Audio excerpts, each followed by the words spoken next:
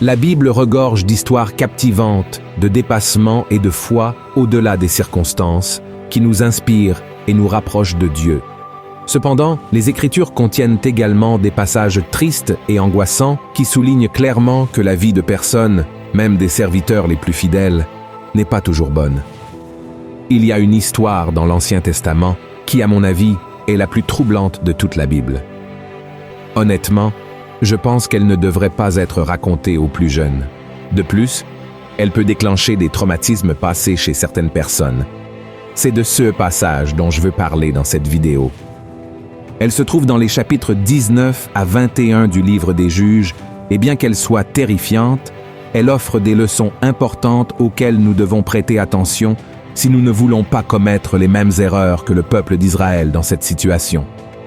Avant de commencer, je vous demande de vous abonner à ma chaîne. Il vous suffit de cliquer sur le bouton sous la vidéo, de vous abonner et une cloche apparaîtra à côté. Activez également la cloche de notification pour recevoir directement sur votre téléphone les prochaines vidéos que je publierai. D'accord?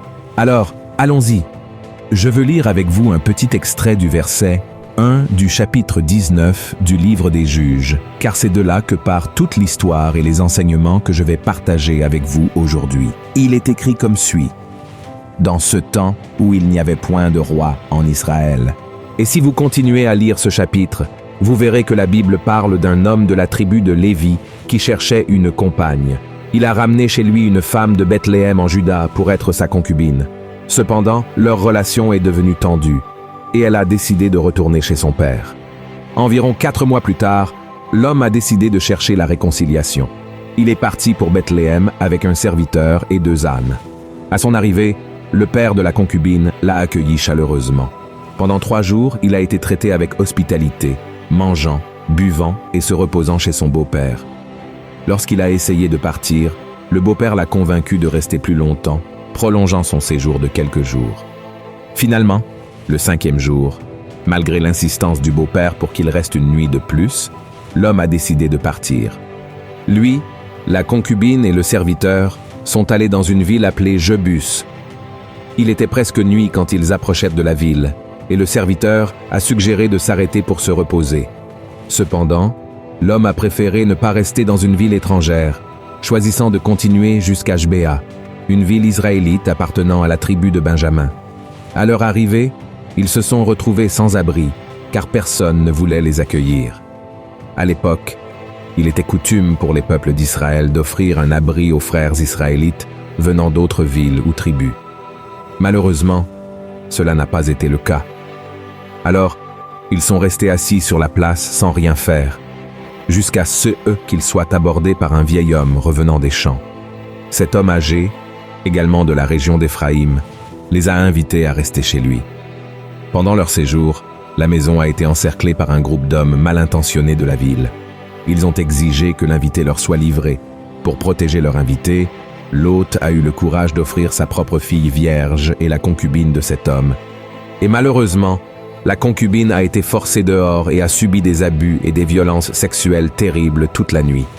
Au lever du jour, la femme a réussi à retourner dans la maison où elle était hébergée, s'effondrant épuisée près de la porte. Quand son mari l'a trouvée sans vie, il a pris une décision choquante. Il a mis son corps sur l'un de ses ânes et l'a ramené chez lui. Là, il a pris un couteau, a découpé le cadavre de la femme en 12 morceaux et a envoyé chaque partie dans différentes tribus d'Israël avec une lettre racontant ce que les Benjamites lui avaient fait. L'histoire racontée par l'homme a choqué les tribus, et ceux qui l'ont entendu ont dit qu'un crime aussi terrible n'avait pas été vu depuis les temps de la fuite des Hébreux d'Égypte. Tout le monde était profondément horrifié et se demandait ce qu'il devait faire concernant le meurtre de cette femme, qui était aussi une Israélite. Et l'histoire ne s'arrête pas là, frères et sœurs. Les chapitres 20 et 21 racontent les conséquences de ce terrible homicide. Mais avant cela, il y a quelques leçons que je veux partager avec vous maintenant. La première leçon est que lorsque nous n'avons de compte à rendre à personne dans nos vies, nous avons une forte tendance à nous éloigner des voies du Seigneur. Vous vous souvenez du verset que j'ai lu au début de cette vidéo? Il est écrit que dans ces jours-là, Israël n'avait pas de roi. En d'autres termes, lorsque nous n'avons pas à justifier nos choix ou à être tenus responsables de nos actions, nous avons beaucoup plus de chances de faire ce qui est mal. Il suffit de regarder ces Benjamites qui ont abusé de la femme jusqu'à la mort.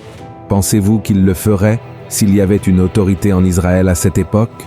Bien sûr que non, car ils sauraient qu'un dirigeant les arrêterait, les jugerait et très probablement les condamnerait à mort.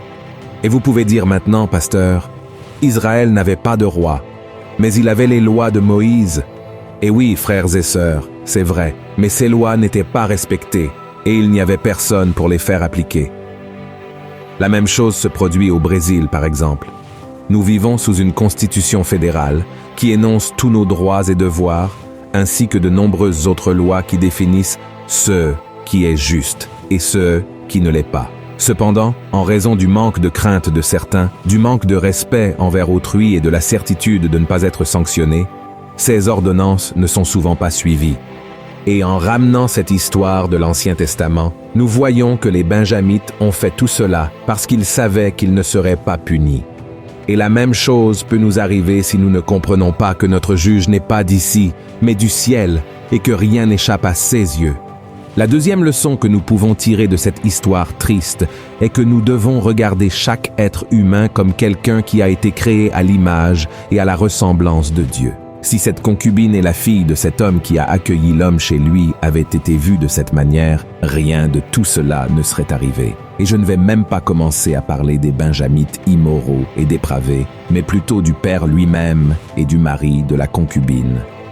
Le père a demandé, s'il vous plaît, que l'invité ne soit pas pris par ces personnes, car ce serait très mauvais, mais il n'a pas agi de la même manière lorsqu'il a offert sa fille et sa femme à être abusées. Autrement dit, il pensait que la vie de l'homme était plus importante que celle de ces deux pauvres femmes.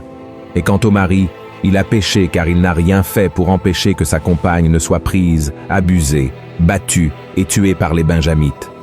Il ne l'a peut-être pas offerte à sa place, mais il n'a pas non plus agi comme il aurait dû quand elle a été offerte pour prendre sa place.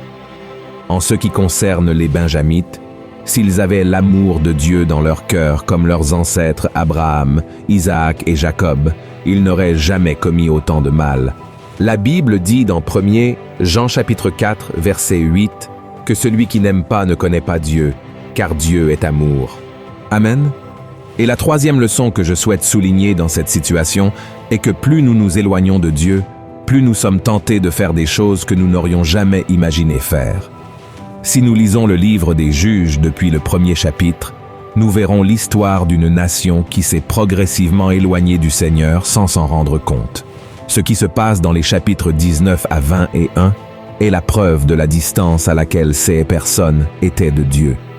Si quelqu'un était venu vers eux quelques années auparavant et leur avait dit qu'il violerait et tuerait une femme innocente à l'avenir, ils auraient probablement nié, affirmant qu'ils ne seraient jamais capables de commettre quelque chose d'aussi cruel et de si sordide. Mais, comme nous l'avons vu, c'est exactement ce qu'ils ont fait. De la même manière, si nous ne prêtons pas attention à notre relation avec Dieu aujourd'hui, demain ou plus tard, nous ferons des choses que nous n'aurions jamais imaginé faire.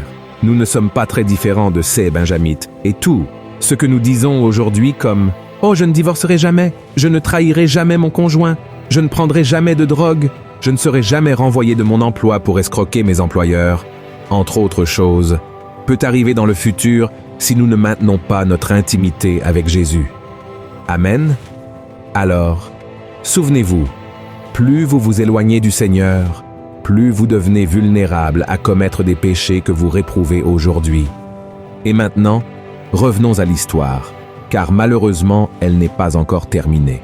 Dans les chapitres 20 et 21 des Juges, nous voyons que les Israélites étaient très indignés par cette histoire, et ils ont rassemblé une armée de 400 000 hommes pour demander justice aux Benjamites, la tribu responsable du crime. Au début, les Benjamites ont refusé de livrer les coupables, déclenchant un conflit violent. La Bible raconte qu'au cours des 2 premiers jours de bataille, les Israélites ont subi de lourdes pertes. Mais le 3e jour, après avoir cherché la direction de Dieu et tendu une embuscade, les Israélites ont finalement remporté la victoire, causant une grande dévastation à Gibéa et faillissant anéantir toute la tribu de Benjamin. Et en conséquence de ces combats, la tribu de Benjamin a été presque totalement exterminée. Hommes, femmes et enfants ont été tués, ne laissant que 600 hommes qui ont fui vers le désert. Cela a fait sentir aux Israélites une grande culpabilité, car après tout, le peuple benjamin était sur le point de s'éteindre, car il n'avait plus suffisamment de femmes pour assurer la procréation. Le grand problème était que les dirigeants des 11 tribus d'Israël avaient juré de ne pas permettre à leurs filles d'épouser des hommes benjamites. Cette décision, prise dans un moment de grande émotion et d'indignation, a conduit à cette crise. Afin de ne pas déplaire à Dieu et en même temps de ne pas violer le serment qu'ils avaient fait, les Israélites ont attaqué Jabès de Galaad, une ville qui ne s'était pas jointe à eux contre Benjamin. Au cours de la bataille, 400 hommes ont été tués et leurs épouses ont été données aux Benjamites. Le problème était que la tribu de Benjamin comptait 600 hommes sans épouse et il manquait donc 200 femmes. Alors, ils ont dû prendre une autre décision très regrettable. Le serment des 11 tribus stipulait qu'elles ne pouvaient pas donner leurs filles en mariage aux Benjamites, mais ne disait rien sur le fait de les enlever. Ainsi, ils ont conseillé aux Benjamites d'enlever des femmes de leur tribu qui n'étaient pas mariées lors d'un festival annuel à Silo. Ces femmes étaient celles qui dansaient dans les vignobles pendant les célébrations. Ce conseil a été donné pour que les 200 Benjamites puissent reconstruire leur famille sans que d'autres tribus ne rompent leur serment. Et c'est ainsi que cela s'est passé. Frères et sœurs, voici la 4e leçon. Chaque mauvaise décision que nous prenons a des conséquences que nous ne pouvons pas choisir. Rappelons-nous un peu. Tout a commencé lorsque cet homme a décidé d'offrir la concubine de son invité et sa propre fille aux Benjamites. Il a fini par récolter le sang d'une personne innocente comme fruit de sa décision. Ensuite, le groupe de Benjamites a décidé d'abuser et de tuer la femme israélite, entraînant l'invasion et la destruction de leur ville, ainsi que la mort de la plupart de leur population. Ensuite, les dirigeants des 11 tribus ont choisi d'attaquer les Benjamites et ont réalisé que ce peuple qui avait été élevé par Dieu était sur le point de disparaître pour toujours.